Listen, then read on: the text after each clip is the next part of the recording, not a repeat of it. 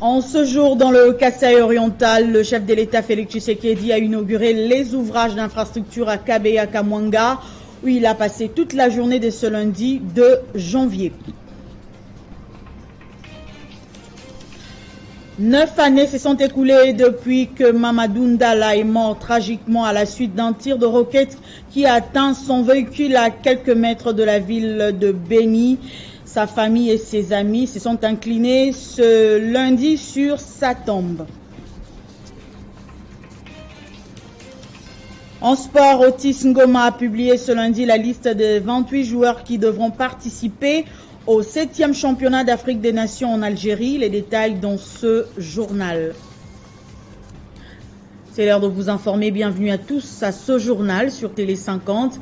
À la une de l'actualité en ce jour dans le Kasaï oriental, le chef de l'État, Félix Tshisekedi, a inauguré les ouvrages d'infrastructure à Kabe et à Kamwanga, où il a passé toute la journée ce lundi 2 janvier. Le président de la République a également visité son village d'origine, Mupompa. Le président de la République, Félix Tshisekedi, se rendit ce lundi 2 janvier 2023 à Mupompa, son village d'origine. Situé dans le territoire de Kabe et à Kamwanga, à plus de 50 km à l'ouest de Mbujimaï. Le chef de l'État congolais a, avant de fouler les sols de son village, inauguré et coupé les rubans symboliques pour quelques ouvrages d'infrastructure déjà achevés à Kenankuna, chef-lieu du territoire, notamment le centre communautaire Étienne Tshisekedi Wamulumba et un forage d'eau. Avant de reprendre le chemin, Félix Tshisekedi est allé visiter la résidence de son défunt père, Tshisekedi Wamulumba. Le cortège présidentiel s'est alors ébranlé vers Mupompa profond, plus précisément à Bakontombolo. Sur place, Félix Tshisekedi a inauguré des bâtiments modernes pour une école dénommée Étienne Tshisekedi Wamulumba. Le chef de l'État a repris le chemin de retour vers Mbujimaï aux alentours des 18h locales après la pluie sur une route inondée de boue et de nids de poules. En rappel, le chef de l'État a pris part à la messe de l'an dimanche 1er janvier 2023 à la cathédrale Saint-Jean-Baptiste de Bonzola, en Mbujimaï.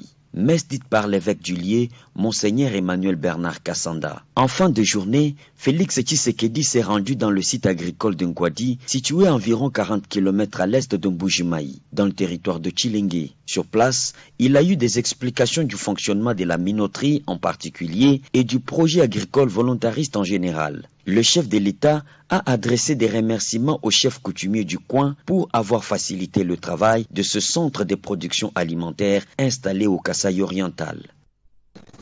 Dans l'actualité également, 9 années se sont écoulées depuis que le général Mamadou Ndala est mort tragiquement à la suite d'un tir de roquette qui a atteint son véhicule à quelques mètres de la ville de Beni.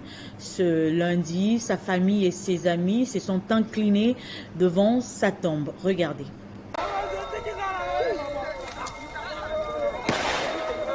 Neuf ans après la disparition tragique du général Mamadou Ndala, héros de la guerre contre les rebelles du M23, il demeure encore dans les cœurs de sa famille et de tous les Congolais pour sa bravoure.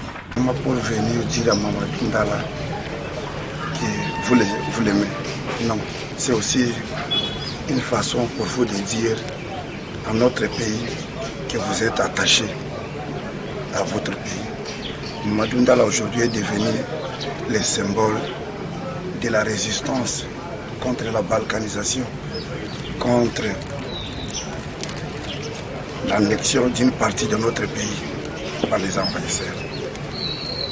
Je vous dis merci. Sa veuve, ses enfants, ses frères et sœurs, ainsi que ses amis et connaissances, se sont encore rendus ce lundi, comme depuis plusieurs années maintenant, au cimetière musulman de Kitambo, pour se recueillir sur la tombe de celui qui leur était cher. Mon général, 9 ans aujourd'hui depuis que vous êtes parti. Je vous assure que nous, votre famille, tes amis, la nation ne vous oubliera jamais. Comme venait de le dire le chef ici, celui qui est mort pour la patrie n'est jamais mort ou parti pour dire bon. Il vit parmi nous. Symbole de la résistance, le général Mamadou Ndala avait libéré la ville de Goma d'une incursion de la rébellion du M23 en 2012. Visite d'inspection du vice-ministre de Transport à l'aéroport international de Ndjili, Marc Ekila, préoccupé par des dégâts de la pluie qui s'est abattue dimanche sur la ville de Kinshasa, a effectué une descente à l'aéroport international de Ndjili pour s'imprégner de la situation. Constat sur terrain, l'aérogare modulaire Sointe et les avions de la MONUSCO et d'Air Kasaï ont été endommagés. Samedi 31 décembre, journée chômée payée sur l'ensemble du territoire national en prélude de festivités des fins d'année, mais le vice-ministre des Transports n'a pas dormi sur ses lauriers. Marc Ekila, préoccupé par des dégâts de la pluie qui s'est abattue la veille, a effectué une descente à l'aéroport international d'Ndjili pour s'imprégner de la situation. Constat sur terrain, l'aérogare modulaire Sointe, les avions de la MONUSCO et d'Air Kasaï touchés et endommagés par des tôles entraînées par l'effet du vent et de la pluie du vendredi 30 décembre. Déterminé à redorer à l'aéroport international d'Ndjili sa plus belle robe, suivant la vision du chef de l'État Félix-Antoine Tshisekedi, le vice-ministre des Transports, voies des communications et des désenclavements, a réuni les services concernés pour que les dispositions urgentes soient prises afin de remettre à l'État cet ouvrage. Le vice-ministre a par ailleurs présidé une réunion urgente avec les responsables de l'AAC, la RVA, Metelsat ainsi que le commandant de l'aéroport. Marc Ekila, qui en a profité pour visiter la piste d'atterrissage, a promis de faire rapport à la hiérarchie pour des solutions idoines et ce, dans le plus bref délai. Et de son côté, la vice-ministre à la Défense, Séraphine Kilumbu, a clôturé les suivis de la distribution des vivres aux militaires, une manière de se rassurer que les hommes en uniforme ont été servis en qualité et en quantité. La tournée d'inspection de la vice-ministre à la Défense, Séraphine Kilumbu, en rapport avec les opérations des suivis sur la distribution des vivres et non-vivres aux forces armées de la République démocratique du Congo, s'est clôturée dans la province du Haut-Katanga. Vendredi 30 décembre, Madame la vice-ministre s'est rendue au niveau de la 22e région militaire où elle a tenu une importante réunion avec le commandement de la 22e région militaire et les fournisseurs. Au menu de l'échange, les états des suivis sur l'effectivité de la distribution, la compatibilité en ce qui concerne la qualité et la quantité, ainsi qu'un message d'assurance de la disponibilité du chef de l'État et de son gouvernement quant à l'amélioration des conditions de vie des militaires. Séraphine Kilumbu a saisi l'occasion pour s'enquérir de la situation sécuritaire en place, peu avant d'exhorter les officiers à une prise de conscience patriotique et au civisme dans la gestion de leurs entités respectives. Nous sommes tous soutenir les chefs de l'État pour que l'armée puisse monter en puissance. Il a dit en présence de tout le monde que maintenant le problème de l'armée lui concerne individuellement. En tout cas, il veut que l'armée puisse devenir forte. Mais il ne va pas le faire seul. C'est lui, il est là à Kinshasa. Et vous, en tant que commandant, vous êtes ici. Vous n'êtes pas en train de travailler dans les instructions. Comment les choses vont marcher? C'est ainsi, je vous exhorte. Le chef de l'État n'est pas un dieu. Comme le disait le président Mobutu, il n'est pas un magicien. C'est nous qui devons prendre conscience. C'est tout l'armée. Vous devez prendre conscience. C'est sous une pluie battante que Mme Séraphine Kilumbu Kutuna a quitté la ville de Lubumbashi pour rejoindre Kinshasa où d'autres urgences l'attendent. Et à l'occasion des festivités de fin d'année, la présidente de l'ONG ADEAC, Solange Masumbuku, a sensibilisé la population congolaise en général et celle de Kinshasa en particulier à s'enrôler massivement à prévision des élections qui pointent déjà à l'horizon. Solange Masumbuku a également distribué de vivres et non-vivres à sa base de Lukunga.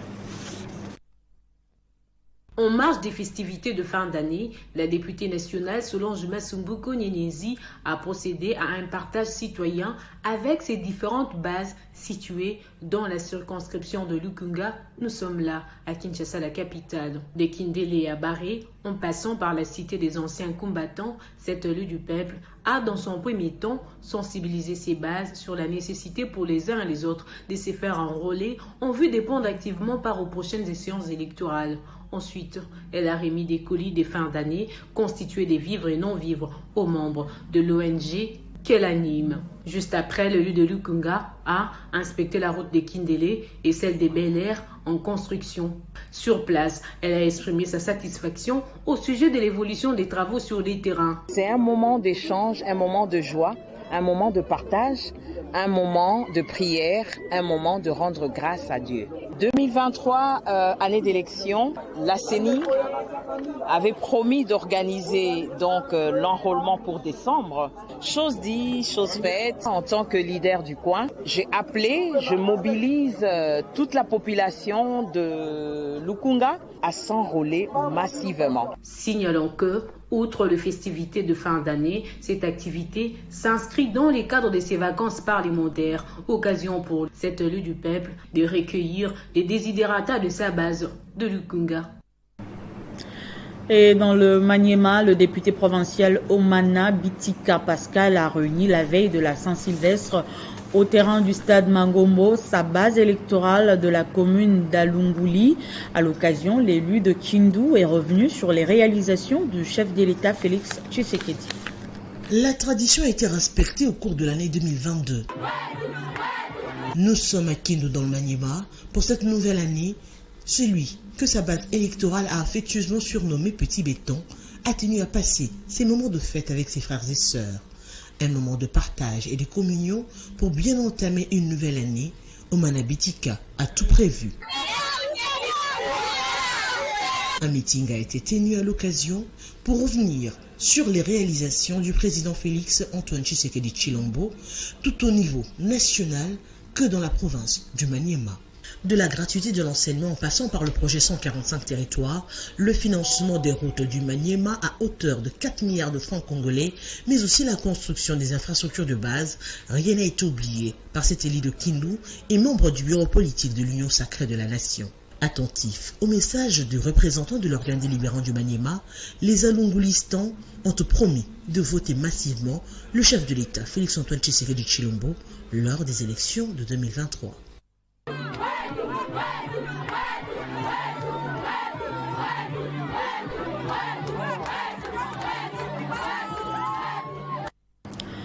Rendons-nous dans la province du Olomami pour parler de la clôture de la session de septembre à l'Assemblée provinciale. C'est le président du bureau, Venance Mutombo, qui a personnellement présidé cette cérémonie en présence des autorités de la province. Les détails dans cet élément. Clôture de la session ordinaire de septembre 2022 à l'Assemblée provinciale du Olomami, une session essentiellement budgétaire. En présence du ministre provincial des Finances, représentant personnel de la gouverneure des provinces en mission, le membre du gouvernement provincial, les conseils de sécurité et les représentants des confessions religieuses, le président du bureau, Venance Mutombo, a rendu un hommage au président de la République et chef de l'État, Félix Antoine Tshisekedi Tshilombo, pour les efforts de maintien de la paix et de la sécurité dans l'Est de la RDC, avant d'élouer le travail abattu par les députés provinciaux qui ont adopté à l'unanimité les budgets de la province du Olomami, exercice 2023, évalué à 225 milliards 989 millions de francs congolais, un budget réaliste selon les speakers de l'Assemblée provinciale du Olomami. La province du Olomami était tenue d'élaborer un budget conséquent et à la hauteur de ses attentes de la population, à partir duquel devrait graviter la réalisation du programme d'action du gouvernement afin de traduire en acte la littérature séduisante présentée lors de son investiture. La prochaine session sera ouverte le 30 mars prochain. Et à la veille de la fête du Nouvel An, le parti politique Union pour les valeurs tshisekédistes a assisté les nécessités avec un lot important en vivre et non-vivre à travers la ville de Kinshasa, pérennisant ainsi le slogan « Le peuple d'abord » de feu Étienne Tshisekedi, père idéologique de cette formation politique. L'Union pour les valeurs tshisékédistes était au four et au moulin pour accomplir sa mission sociale à la veille du Nouvel An. Cette équipe, conduite par le vice-président provincial de l'UVT Kinshasa, a d'abord remis les vivres et non-vivres aux pygmées de l'Union des églises indépendantes du Congo. L'UVT a pensé à nos frères et sœurs autochtones que nous encadrons dans notre église et nous disons que ça va tout droit dans nos cœurs. Puis, direction l'orphelinat Christ Thomas Bannière pour redonner sourire à ces orphelins avant de finir la ronde au camp Kabila où ils ont communié avec les femmes des militaires. Est sorti de l'angle politique ou l'angle philanthropique, c'est ce qui explique notre mouvement trilogique à ces jours. Nous étions à l'UEIC où nous avons reçu la bénédiction des chefs d'État, c'est-à-dire le peuple autochtone. Ils nous ont donné le pouvoir pour le chef de l'État. Nous étions dans l'orphelinat où nous avons profité de l'occasion pour que les enfants orphelins puissent bénéficier de ce cadeau de bonne année et prier pour nos candidats députés afin d'offrir au chef de l'État une majorité confortable. Et comme la sécurité de notre pays, ce sont les militaires et les policiers assurent, la raison qui nous a amenés à ces jours ici dans le camp Mobutu, où les femmes militaires ont réussi de vivre, de non-vivre, juste pourquoi pour qu'ils prient pour la sécurité de notre pays, parce qu'en 2023, Fati va gouverner avec sécurité. Et de son côté, le député Samuel Mbemba a fêté autour d'une table la nouvelle année 2023 avec les personnes à mobilité réduite du quartier Kanlouka. Un moment rempli de joie et d'allégresse. Regardez. C'est un geste de cœur que vient de poser les députés Samuel Mbemba à l'endroit de la population de Kanlouka. À l'occasion de la célébration du Nouvel An, l'élu de Lukunga a réuni les personnes à mobilité réduite pour partager ensemble un repas et aussi leur permettre de fêter en beauté la nouvelle année 2023.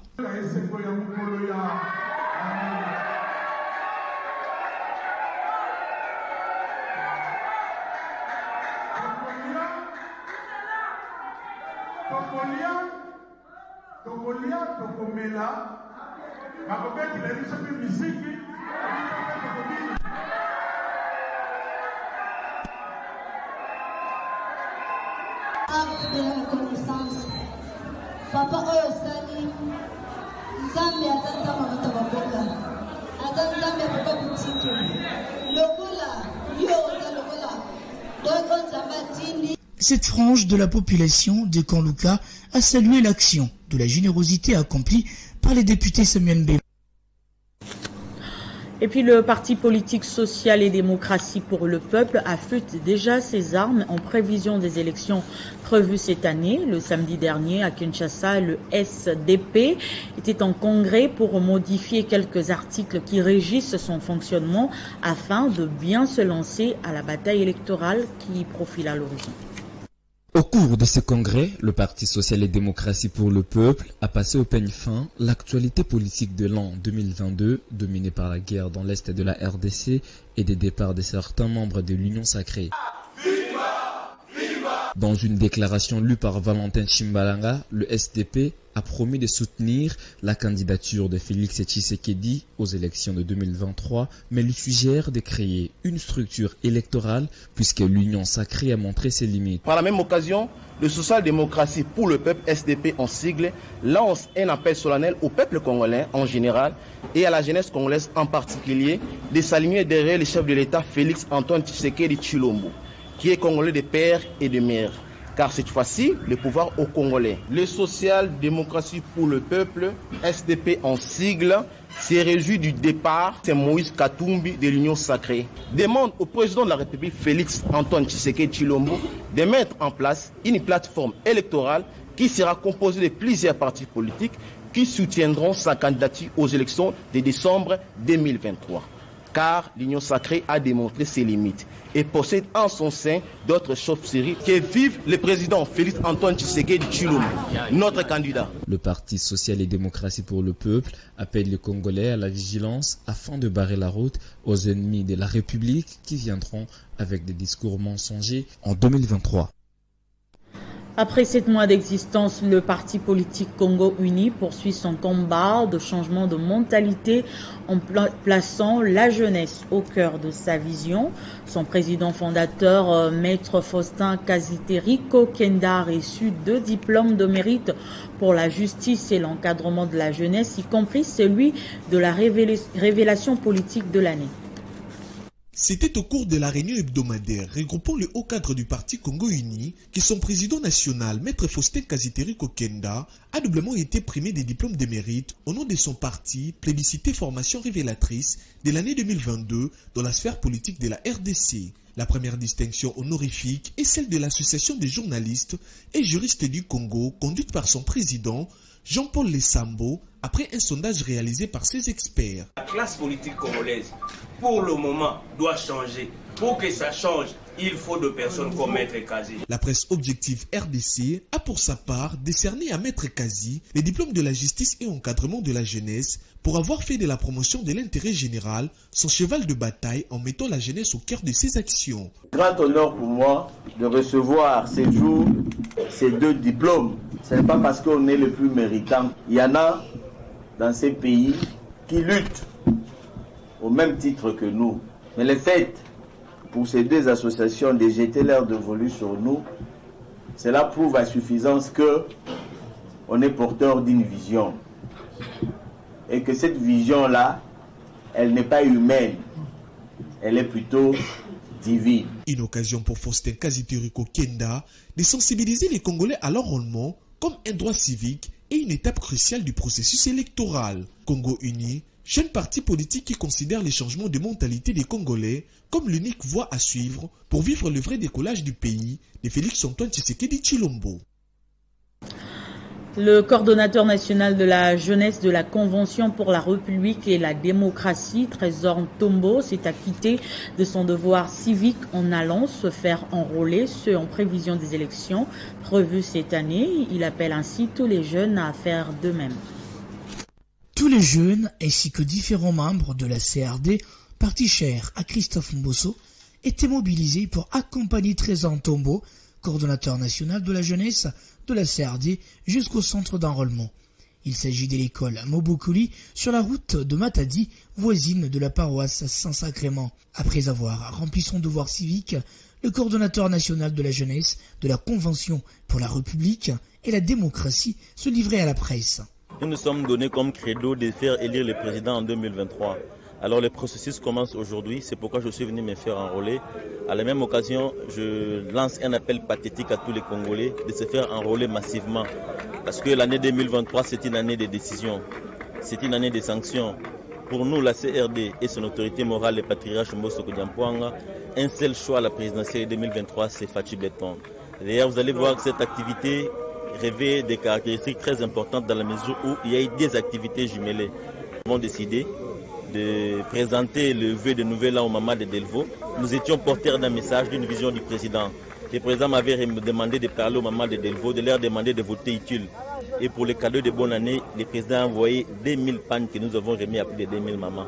Vous avez été témoins de l'événement, donc c'est ça au fait la quintessence de la journée d'aujourd'hui. La Convention pour la République et la démocratie est un parti de masse qui s'affirme au sein de la sphère politique congolaise et soutient les actions du chef de l'État, Félix Tshisekedi.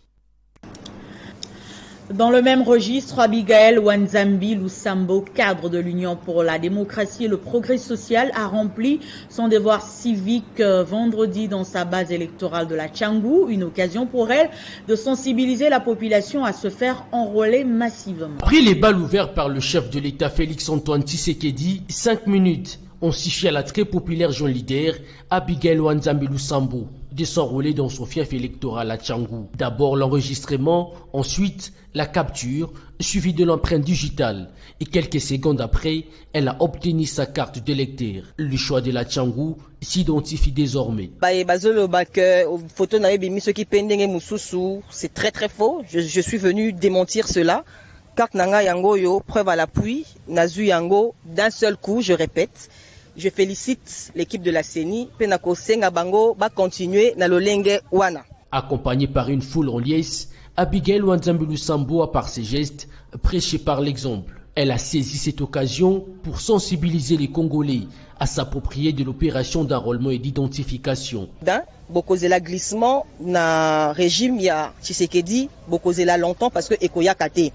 Première partie yango ya enrôlement, ça veut dire que les élections auront bel et bien lieu. Nakobenga été ba congolais banso bisika bazali baye bako se munir na carte na bango d'électeur eux kopesa bango accès na vote parce que ils a droit ya ba congolais. Elle s'est entretenue avec sa base avant de leur remettre une enveloppe de calendrier et les produits de première nécessité en vue de passer très bien les festivités des Nouvel An. Très proche des siens, Maman Sociale, comme l'appelle affectueusement sa base, a visité quelques coins du quartier pour s'imprégner de la situation sociale et les a promis de revenir très prochainement pour répondre à leurs desiderata. Et puis bientôt, le quartier Kanluka et la commune de Selembao seront reliés.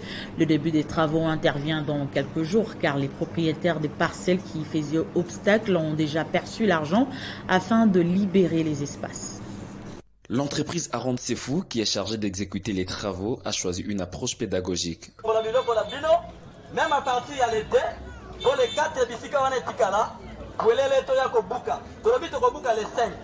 Quand les 4 bisika etikala pour les. Si du côté de la commune de Selembao, l'avenue est appelée Louis, en face du pont, elle s'appelle Landou. C'est une grande artère qui part du Kanluka pour déboucher sur l'avenue des Libérations, ex-24 novembre, aux alentours de la prison centrale de Makala. Les propriétaires de parcelles concernées se sont engagés à libérer l'espace concédé à partir du 4 janvier 2023 à 12h et le message a été bien reçu et très bien compris. Le gouvernement nous a informés.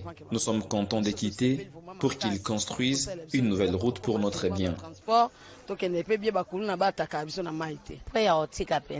Nous sommes prêts à quitter. Le quartier doit être désenclavé.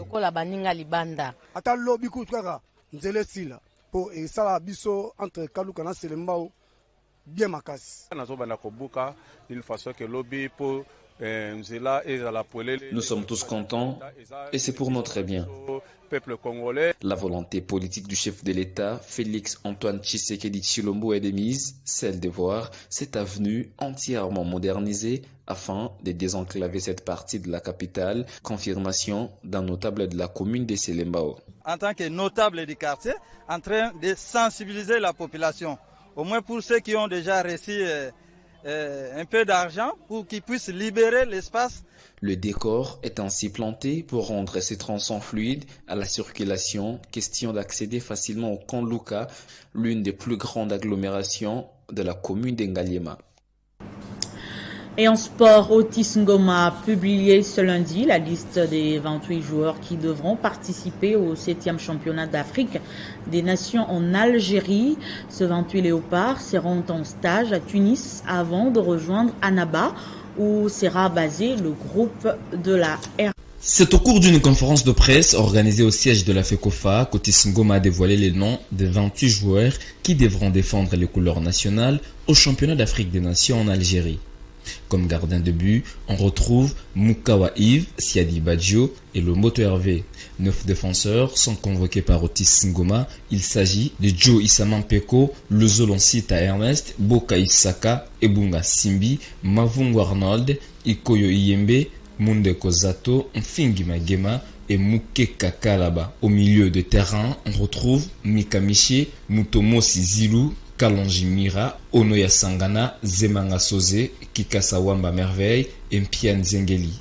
En attaque, le staff technique a jeté son dévolu sur Bouini Fortuna, Bola Lobota, Kinzumbi Philippe, Mpanzo Eli, Bosunzali Adam, Kabwewa Bantu Eric, Mayamba Obed, Makusumundele Jean-Marc et Ikanga Lombo Jonathan. Pour rappel, la RDC est logée dans le groupe B aux côtés de l'Ouganda, de la Côte d'Ivoire et du Sénégal. Ce journal est terminé, place au rappel de titres. En ce jour, dans le Kasaï oriental, le chef de l'État Félix Tshisekedi a inauguré les ouvrages d'infrastructure à Kabeya Kamwanga, où il a passé toute la journée de ce lundi 2 janvier. 9 années se sont écoulées depuis que le général Mamadou Ndala est mort tragiquement à la suite d'un tir de roquette qui a atteint son véhicule à quelques mètres de la ville de Goma, de Beni, au nord Kivu. Et puis en sport, vous l'avez suivi dans ce journal, Otis Ngoma a publié ce lundi la liste de 28 joueurs qui devront participer au 7e championnat d'Afrique des Nations en Algérie. C'était l'essentiel de l'actualité. Restez fidèles au programme de Télé 50.